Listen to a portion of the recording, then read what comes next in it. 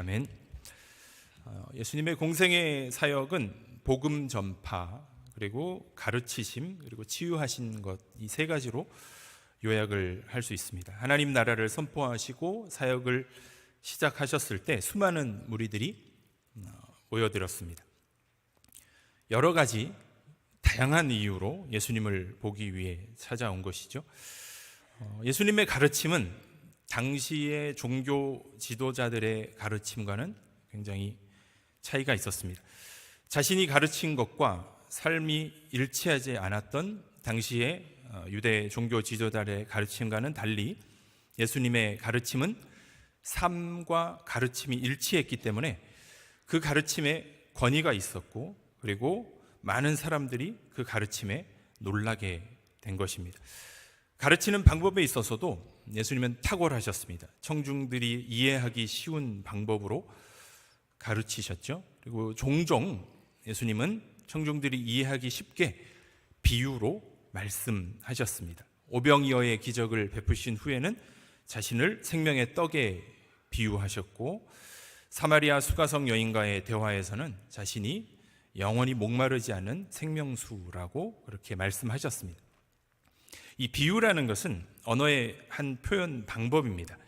추상적인 개념을 설명하기 위해서 사람들이 쉽게 볼 수 있거나 연상할 수 있는 그런 방법을 사용함으로써 사람들의 이해를 돕는 그런 방법이죠. 예수님은 이 비유를 통해서 예수 그리스도의 정체성을 알리기 위해서 인간이 이해할 수 있는 언어를 사용하신 것입니다. 오늘 우리가 읽은 이 본문의 말씀은 마태, 마가, 누가복음 모두에 기록된 말씀입니다. 마태복음에서는 이전까지는 비유로 말씀하시지 않으시다가 바알세불 논쟁 이후에 의도적으로 이 비유를 사용하시는 것 같은 그런 느낌을 받게 됩니다. 마태복음에서의 천국 비유는 심판적인 기능을 가지고 있습니다. 반면에 오늘 우리가 읽은 이 누가복음의 비유는 말씀을 듣고 인내로 끝까지 실천하는 것의 중요성을 강조하고 있습니다. 마태복음 13장은 천국에 대한 7가지 비유의 말씀이 등장을 합니다. 천국 시민의 대헌장이라고 불리는 산상수훈, 특별히 마태복음 5장부터 7장까지는 예수님께서 산 위에서 하신 말씀입니다.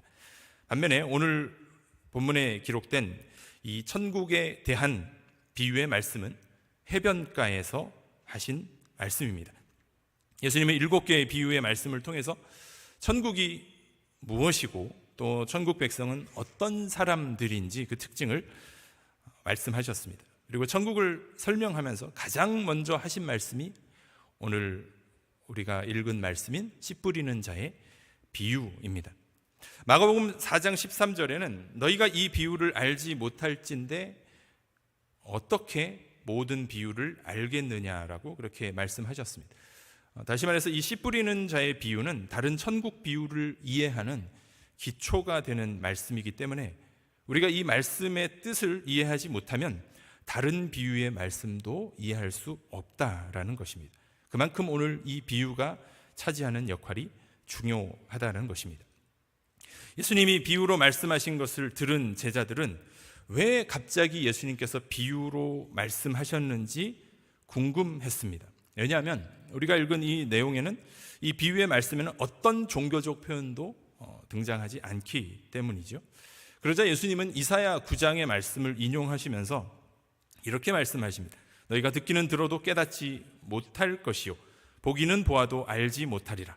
이 백성들의 마음이 완악하여져서 그 귀는 듣기에 둔하고 눈은 감았으니 이는 눈으로 보고 귀로 듣고 마음으로 깨달아 돌이켜 내게 고침을 받을까 두려워함이니라 라고 이유를 설명하셨습니다. 이사야의 예언이 주어지던 때는 이스라엘이 국가적으로 큰 고통의 시기에 직면해 있던 때입니다. 이사야의 예언은 이스라엘 백성들의 영적인 청각과 시각에 문제가 있음을 경고하기 위해서 그렇게 말씀한 것이죠.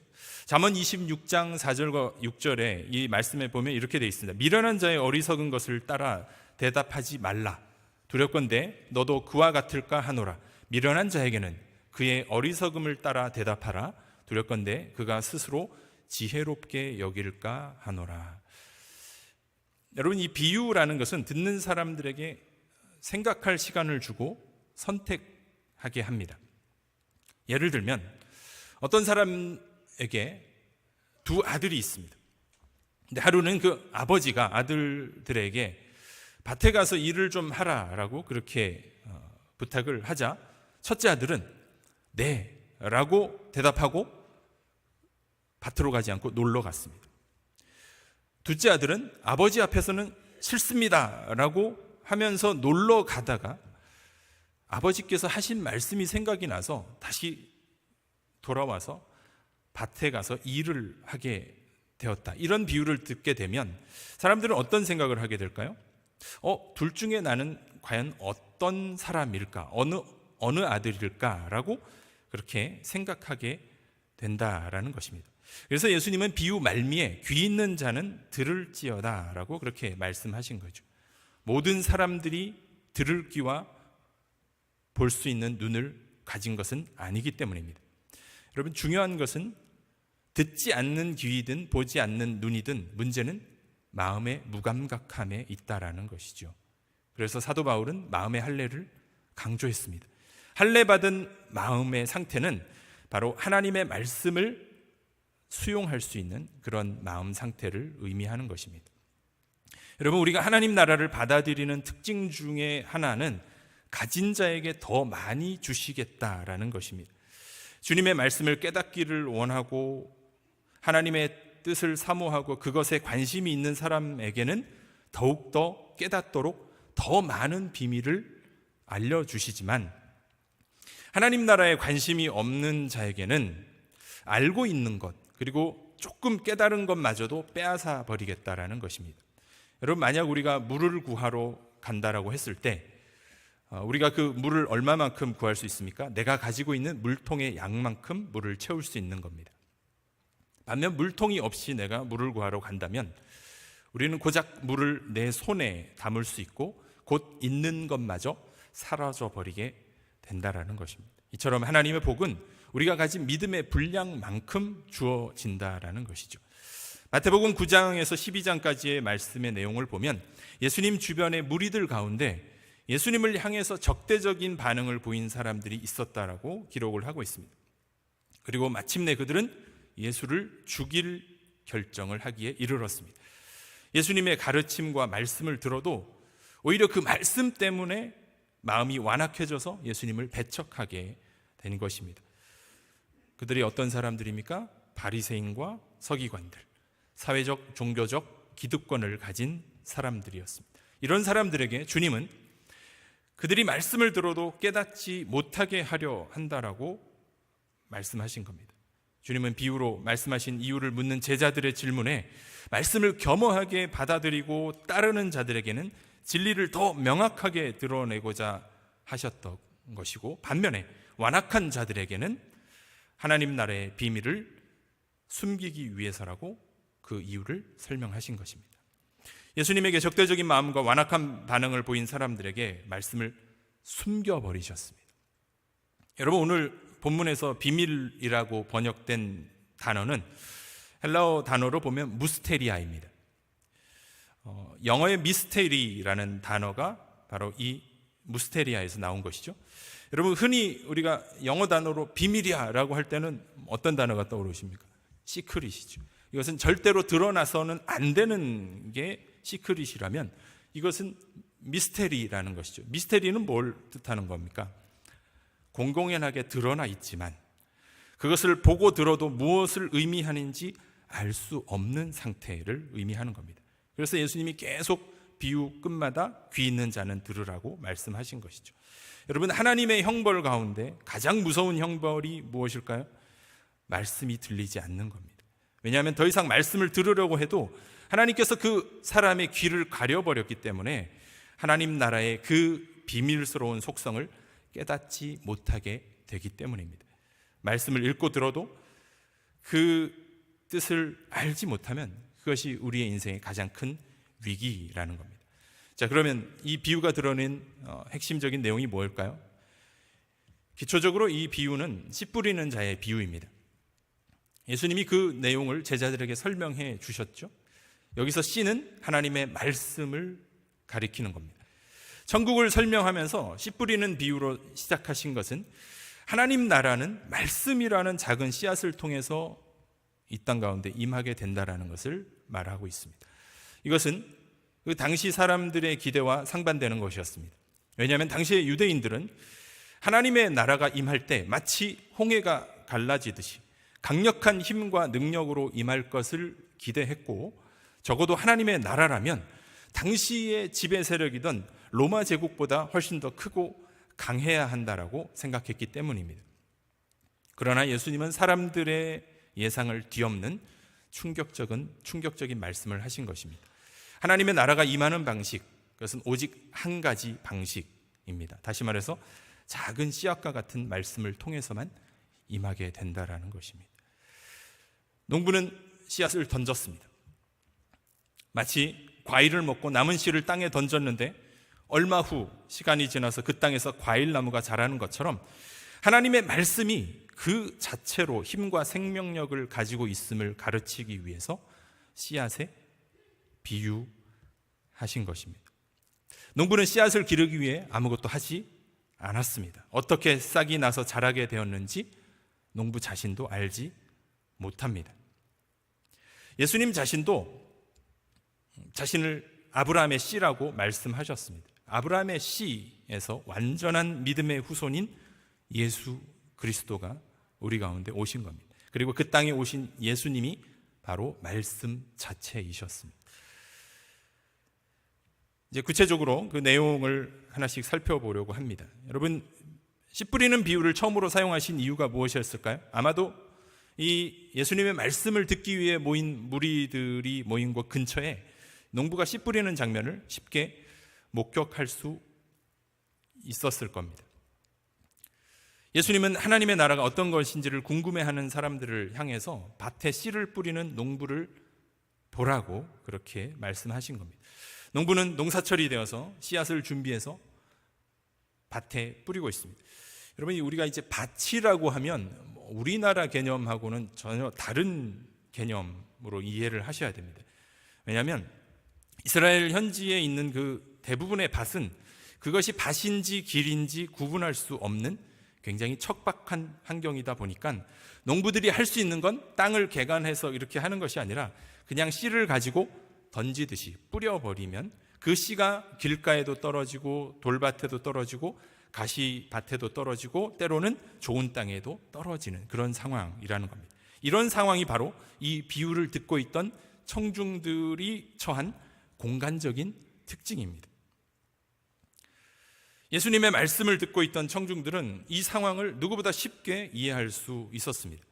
농부가 뿌린 씨앗은 4가지 종류의 밭에 떨어지게 되는데 크게는 2가지로 나눌 수 있죠. 열매를 맺지 못하는 밭과 열매를 맺는 밭으로 구분이 됩니다.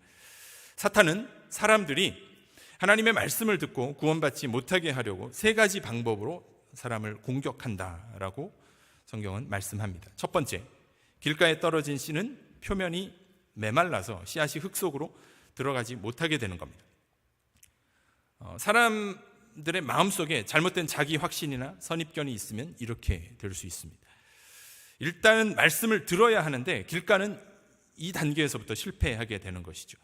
사람들과 대화를 하다 보면 종종 우리가 이런 말을 할 때가 있습니다. 그 사람은 씨도 안 먹힌다라는 말을 쓰는 경우가 있는데 바로 그런 마음의 상태가 바로 길가와 같은 상태라는 것입니다. 예수님 당시에 말씀을 듣고 예수님의 기적을 보면서도 그것이 무엇인지 전혀 이해하지 못하고 지나쳐 버렸습니다. 여러분, 이스라엘 백성들이 출애굽하면서 하나님의 수많은 기적을 보았음에도 불구하고 그들은 하나님을 신뢰하지 못했던 것과 마찬가지라는 사실입니다. 그들은 예수님을 만났지만 자신들과는 아무런 관계가 없는 것으로 생각했습니다. 이런 사람들은 마음이 굳어져서 어떠한 말도 들리지 않는다는 겁니다. 말씀을 들으면 곧바로 사탄이 와서 그들 안에 뿌려진 그 말씀을 빼앗아 가버린다라고 그렇게 말을 합니다. 2번째, 돌밭에 뿌려지는 것은 일단 씨가 들어가긴 하지만 돌덩어리가 가로막혀 있는 상태를 말하는 겁니다. 예수님의 가르침을 처음에는 좋은 것으로, 기쁨으로 받아들이지만 곧 말라버리는 겁니다. 처음에 말씀을 들을 때는 기쁘지만 말라버리는 이유는 그들에게 뿌리가 없기 때문입니다.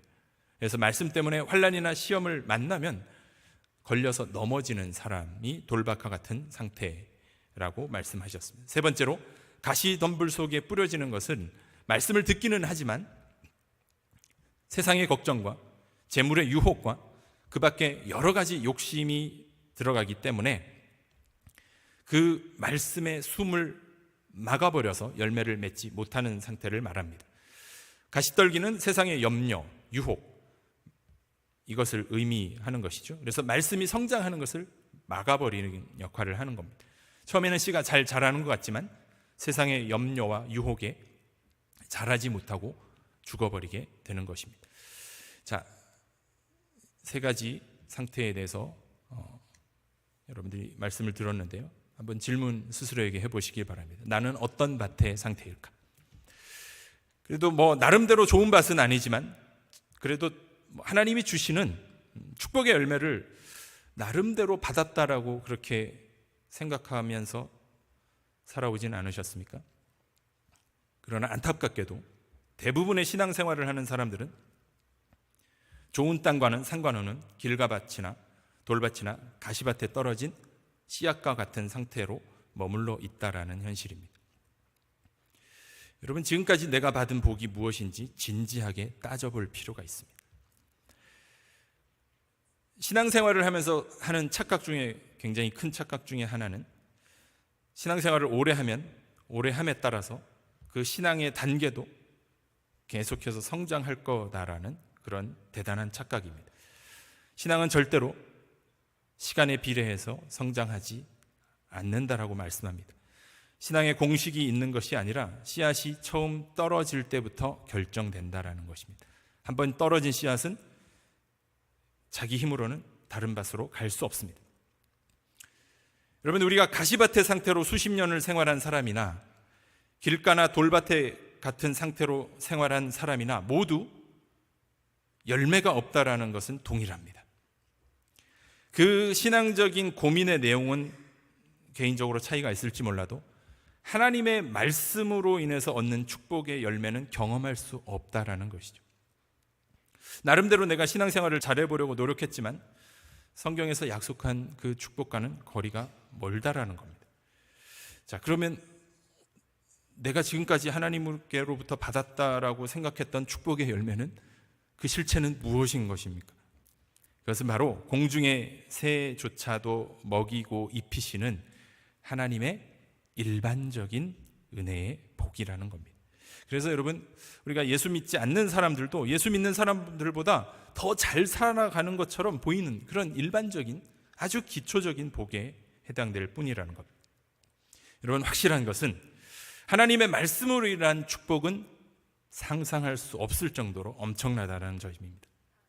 성경은 우리가 좋은 땅에 있기만 하면 이 엄청난 축복을 경험할 수 있다라고 말씀합니다.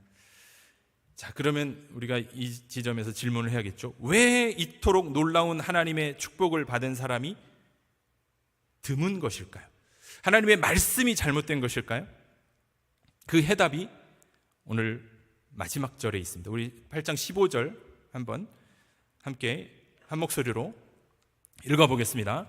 좋은 땅에 있다는 것은 착하고 좋은 마음으로 말씀을 듣고 지키어 인내로 결실하는 자니라. 아멘. 자, 이 비유에서 말씀을 듣는 단계까지는 네 밭이 모두 동일했습니다. 그런데 그 다음으로 넘어가는 단계에서 문제가 발생을 합니다. 말씀을 들은 사람들 대부분이 들은 것에서 끝나버린다는 겁니다. 모든 문제는 그것을 들은 말씀을 지키지 못하는 데 있습니다. 반면 우리가 길가나 돌밭과 같은 상태일지라도 말씀을 듣고 그것을 순종하고 우리의 삶에서 그걸 지키려고 하는 순간 좋은 땅이 되어서 하나님의 그 약속하신 놀라운 축복이 임하게 된다라는 것이 이 비유의 핵심입니다. 하나님의 말씀을 듣는 사람은 착하고 선한 마음으로 말씀을 들어야 합니다. 이 착하고 선한이라는 표현은 누가복음에만 기록된 표현인데요, 이것은 구원으로 인한 마음의 변화된 상태를 의미하는 겁니다.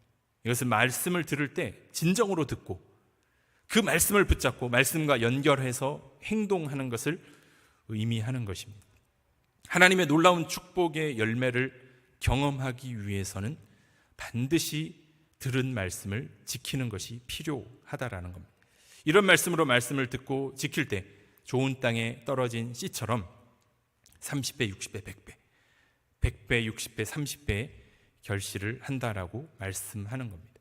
이것은 하나님의 말씀이 좋은 밭에 떨어지기만 하면 최소 30에서 최대치는 무한대라는 겁니다. 상상할 수 없는 결과를 보게 된다라는 것입니다. 종종 예수님은 하나님의 나라를 겨자씨에 비유하기도 하셨습니다. 겨자씨는 아주 작은 것이지만 일단 그 씨앗이 땅에 심겨서 자라기만 하면 새들이 와서 앉을 정도로 성장하게 된다라고 말씀을 합니다. 하나님의 나라, 그것은 작은 씨앗과 같은 말씀이 떨어지는 방식으로만 임하게 되는 겁니다. 여러분, 그 디아스포라라는 단어를 아시죠? 이것이 하나님의 놀라운 의도가 담겨 있는 단어입니다. 디아스포라는 합성어인데, 디아는 마치 발이 달려있는 것처럼 여기저기를 움직여 다니는 상태를 얘기하고요, 스페이라는 씨앗이라는 뜻입니다. 하나님께서는 자신의 그 나라를 확장하기 위해서 사람들을 세계 각곳에 흩으시고, 그 흩어진 사람들이, 초대교회 예루살렘 교회 사람들이 박해를 피해서 흩어져서 간 곳에서 거기에서 복음을 전하는 그 복음의 씨앗의 역할을 감당했다라는 사실입니다.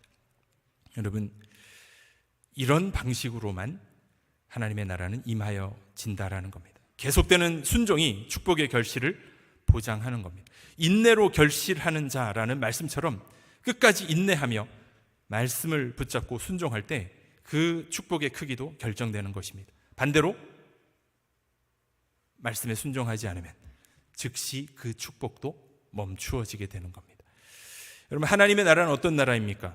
모든 우리가 경험할 수 있는 실제 중에서 가장 영광스러운 존재인 하나님의 통치를 받으며 살아가는 곳입니다. 그 나라는 누구든지 말씀을 듣고 지키는 사람에게 주어지는 나라입니다.